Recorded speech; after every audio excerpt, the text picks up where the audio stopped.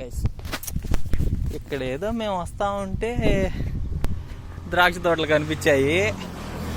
దొంగతనానికి ట్రై చేద్దాం అనుకున్నాము. దానికైతే ఫెన్సింగ్ ఉంది, దీనికైతే లేదు. సరే ఏదైతే అది కానీలే, మన ఒరిజినల్ ట్రాక్ ఇదే కదా, దున్నేద్దాం.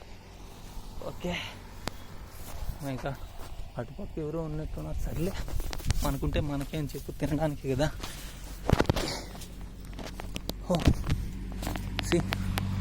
ఫ్రెష్లీ మనం కబ్జా చేస్తున్నాం. Fresh, taste is good.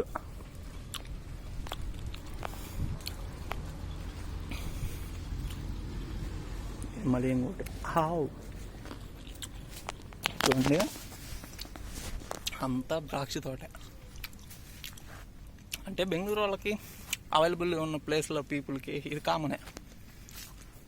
మనం ఫస్ట్ టైం కదా ద్రాక్ష తోటలోకి అడిగేయడం, సో ఎక్స్ట్రాడినరీ. అది దొంగతనంగా అంటే కదా. ఓకే ఓకే, పట్టుకుంటే ఏమన్నది, చెట్టుకి కట్టేస్తారు, లేదా అదో ఆ పోలికి కట్టేస్తారు, అంతే. ఏదైతే అది కానీ. ఓకే,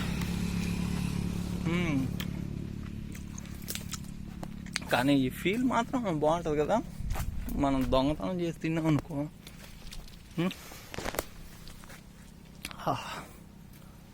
డబ్బులు పెట్టి కొంటాం ఏడా మార్కెట్లో, కానీ అవి మంచివో కాదో తెలియదు. ఇదైతే ఫ్రెష్గా మనం ఇచ్చిన